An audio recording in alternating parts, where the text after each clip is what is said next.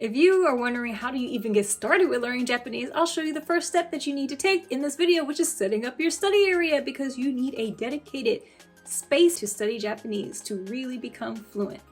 Next, moshi mosh! If it's your first time to my channel, welcome! And if you haven't, go ahead, click that subscribe button and the notification bell so you can start living that anime dream with Phoenix Dejan. By the grace of God, I actually got into a Japanese class online through my university. So I'm going to show you my study area. University specifically asked for us not to put our study area in our room.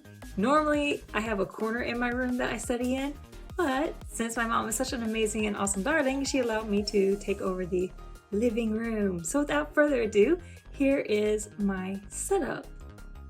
To prepare to study Japanese, the first thing I did was go ahead and set up a study area.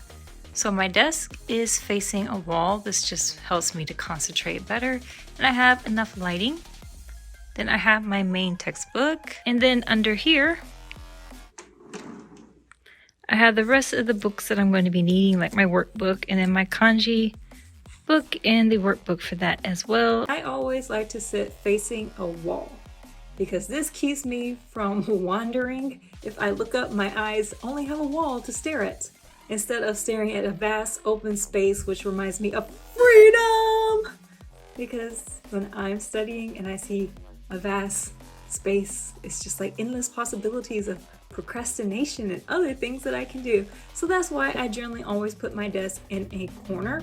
And sometimes I do block myself in so that way it takes more effort to escape. Because when I'm studying, I generally think of escaping. However, I do have a 4.0, so it works. Summary of my Japanese challenge. I finished my whole 1 week of only speaking in Japanese on social media, and it was a blast. I still have some more videos to post on my Instagram. The most fun that I had was posting the Hiragana videos on my IG. They're just fun clips to kind of help people remember the Hiragana chart, a, I, U, E, O, kaki, kukeko, sashi, suseso, and so forth. One of the fundamental things that you need to learn when you're learning Japanese is to go ahead and learn how to read Hiragana, learn how to read Katakana, and once you've mastered those, jump right into your kanji. And I know everyone's like, ooh, kanji. Do it, jump into it, get with it.